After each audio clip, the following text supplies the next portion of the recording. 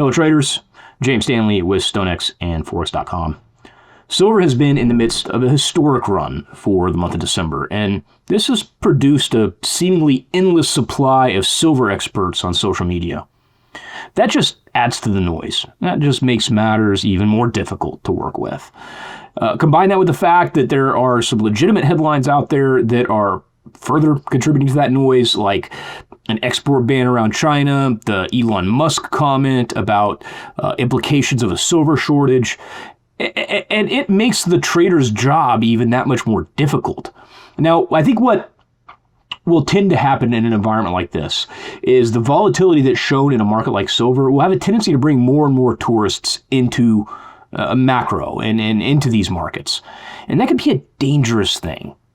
But if we reframe it, that volatility can actually be a positive in that momentum may continue. We might be able to see larger trend side moves, larger moves when we do get on the right side of the market. But we have to take into account that higher volatility means our probability of getting on the right side of the market is probably lower. So we have to adapt, we have to adjust by expecting lower win ratios, but demanding higher risk reward ratios. And we have to get creative if we're going to take a strategic approach into a market that's showing extreme volatility. And that's what I want to do here in silver. So let's get to the chart, let's start chopping this up, and let's look at how we can get tactical with things.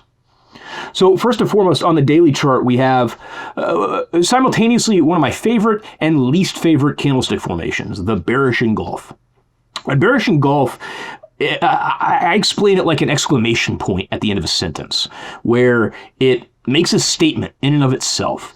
We have this very well-built rally that's been taking place for the last month and change in silver, and then all of a sudden, bam, we have this showstop reversal as shown by the bearish engulf. These engulfs will have a tendency to show ahead of pullbacks and maybe even reversals or sell-offs. We can see this one that we had on October 17th. It led to about a week and a half of pullback. And then if we go back, you're going to see another couple of these, and there's another one on December 12th of last year. Now, good opportunity to point this out. There's two different types of engulfs. There's a full wick and body engulf where we have this prior day just entirely engulfed by the next day. And then we have these that are a little bit more negotiable where, maybe we don't have a full engulf of the prior day's wick, but we do have a full engulf of the body. I just credit those or look at those as maybe a little less reliable or less noteworthy than one like this that we had on July 17th of 2024. Again, it's showstop reversal right off of that engulfing pattern, right? Now, it's one of my favorite candlestick formations because of exactly what we're seeing here. It's a one candle formation that says a lot. We have a prior rally, a run that's all of a sudden getting body slammed. And there's usually a bunch of reasons for it. If we looked at the headlines, you'll see a bunch of different explanations behind it. If you looked at Twitter, you're going to see a bunch of experts around it telling you why it happened, with hindsight, of course. But that's why it's one of my favorite. Because it says a lot in a relatively small package, right? Notice all of those engulfs that are showing right around these major tops. And they lead to continuation in that direction, and in that short side continuation setup. And they can work on the long side too. There's a bullish engulf right there. It panned out quite well. There's a bullish engulf that had a bit more run. Again, worked out quite well. An engulf says a lot in a single candle package. Here's why it's one of my least favorite. Good luck trading them. And this is what separates execution from theory. If we look at the high for today, it's all the way up at 82.67. The current price right now is 71.59. Let's just ballpark that to $10. It's more than $10, but let's just ballpark that to $10. If I was going to trade the engulf in an organic manner, I'm going to need to take on at least $10 of risk to get my stop above that high, saying that this is a major market top. This is where bulls are done for. And I have to look for at least $10 of risk to trade that properly. $10 of risk could be negotiated. You could take the position size down to make it seem not that meaningful. But let's think of this from a different perspective. Let's think of this from a mathematical perspective. We're basically looking for the status quo, the trend that's been going on in silver for the better part of the past 2 years. We're looking for that to completely flip on its head. What probability do you think you can assign to the entire trend or rally unwinding? That's where the rubber hits the road here. Because if I'm going to look for $10 of risk, and if I can expect a coin flip of a win percentage or a win-loss ratio, then that strategy is going to be zeroed out on net before commission, slippage, or any other charges. So like if I'm looking for a $10 upside or a $10 target with a $10 risk outlay or $10 stop, and I have a 50% win ratio over a 100 trade sequence, it should be around zero, but the reality is it's going to be a loss because there's commissions, there's slippage, and that slippage is probably going to go against me more than it goes for me. I'm going to be looking at a net loss, even though I had a 50-50 win ratio. So to make that work, I probably need about a 55% or a 60% win ratio. And that's just at a 1-1, right? More logically, I want to look for like a 40% win ratio. Or maybe a 30% win ratio. Now, if I want to look for a 33% win ratio, I need a 1-2 risk-reward ratio. So if I'm going to take $10 of risk, that means I need to see $20 of possible upside. That means I need to see price go all the way down to like 51.59 if I want to look for a $20 target from current price. That's a massive move. I essentially need to see that entire trend unwind. And while it's possible, I don't want to consider that as probable. That is my grievance with the engulf. It's such a large move that managing risk on that setup just organically is really hard. And then, I mean, if it does pan out, I'm going to be stuck in a position for a couple of weeks or maybe even a month just to look for that to play through. So there's another way of going about it. Now, I talk about price structure a lot, and the reason is that's where I could try to find asymmetry using one of the few tools at my disposal. And those tools, in this case, are time frames, like a 4-hour chart or a 2-hour chart. I could try to use the granularity offered in the market to try to look for a $1 risk outlay for a $2 reward kind of setup. Risk $1 to try to make 2 or maybe 3. Now, we could see as this bullish trend was continuing into this week, higher highs and higher lows dominated. And for the trader, the objective is to essentially try to be patient and to catch the pullback and to bid the higher low. And you're not going to get the exact low of that higher low, but look for like support to play at prior resistance. And then as that starts to move, try to catch it there. That's a really good example right there, where we had an ascending triangle formation. You have that horizontal resistance right around 64.72. We get the breakout, then we get the pullback right at support from prior resistance, and then it goes. That's the type of setup that I want to look for in a trend side type of arrangement. What we have here now is not the trend side type of arrangement. We have the pullback. So if I want to look for short size setups in silver, my option set isn't great. Either I'm looking for the bearish engulf to continue unwinding on the daily, or I could go down to this shorter term chart. I could look at the market structure, and then I could try to catch that lower low, lower high continuation pattern. Now, the first level that I've identified here, it's one that hasn't seen much testing over the past day, but it was notable last week. This set the high on Tuesday, and then when we gapped up on Thursday, that's what set the open. I'm going to get back to that gap in a moment, but that becomes my R1 level. This level I feel a little bit more solid about because you'll notice that it plays on both sides. When we had that breakout on Thursday, right after markets reopened from the Christmas holiday, when we had that breakout, this is what set the initial swing high. Notice it sets another swing high. And then this week after the open, that's what set the higher low. Now that higher low bounced into a lower high, and then it was taken out, but there was some grinding going on. And when there was some grinding, notice what shows up. It's resistance. That's right at 75.50, 75.495. And that, to my mind, is a really big level. That's the show me level.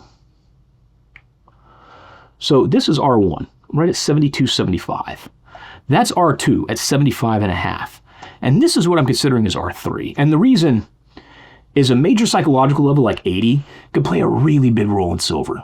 It could play a really big role in any market, really. But you'll notice that when we closed last Friday, we held just below the 80 handle. When we opened this week, we opened right around 80, and then we initially broke out. But then that is what led to the selling. Why would that lead to selling?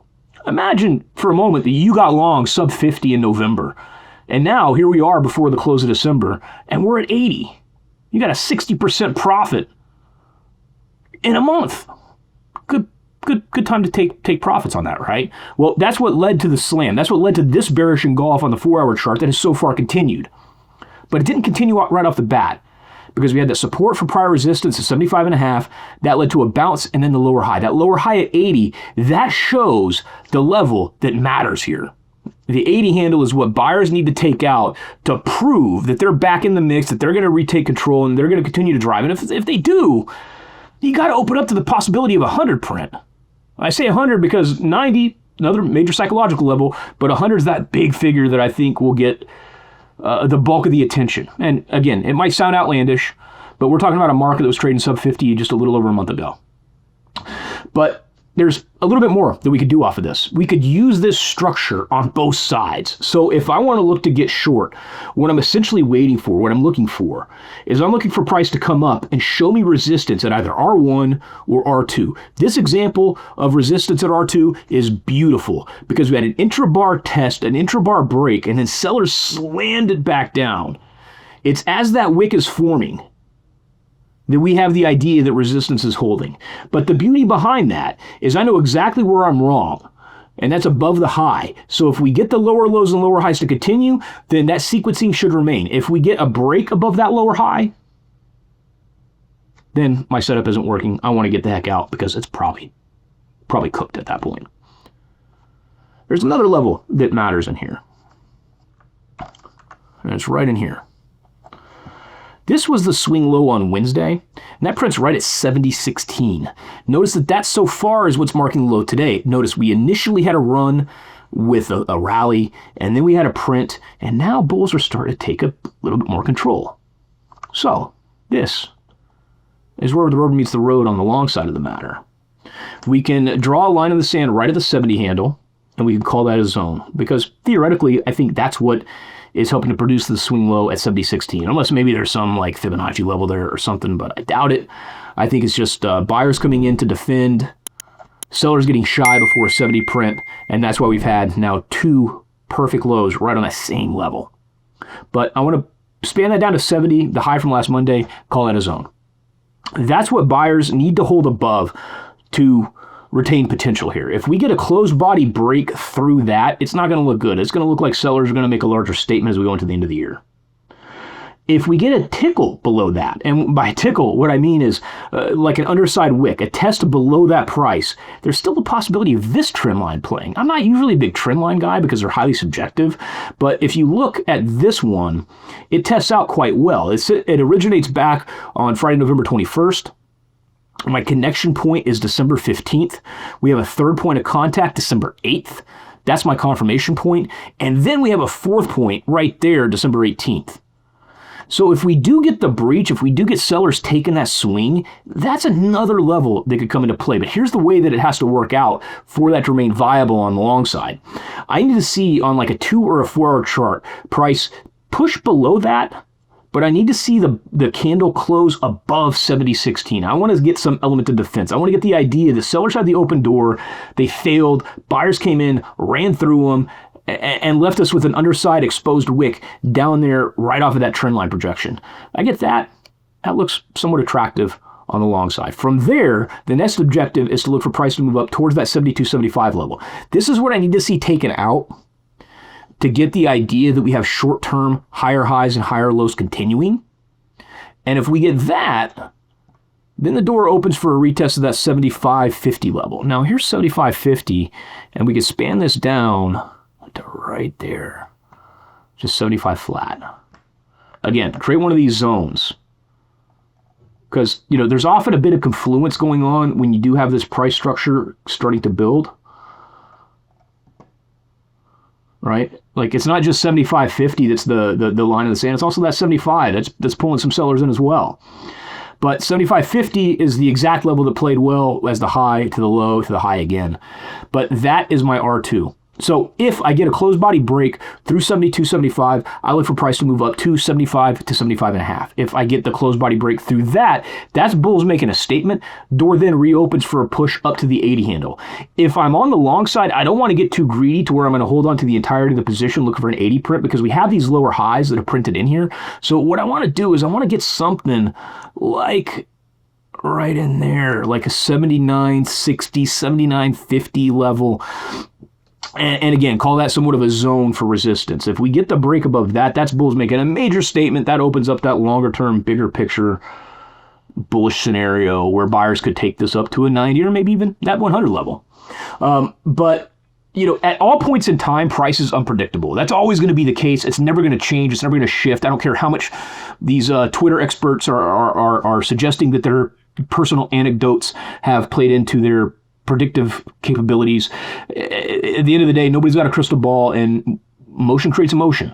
When we get volatility in a market, that means your probability of getting on the right side of that move probably lower. Your probability of getting wicked out of a trade or swung out of a trade probably higher. But if you get on the right side of the move, the possible upside could potentially be higher because there is that greater volatility, there is that greater momentum, and that can make these volatile conditions as somewhat attractive if approached properly.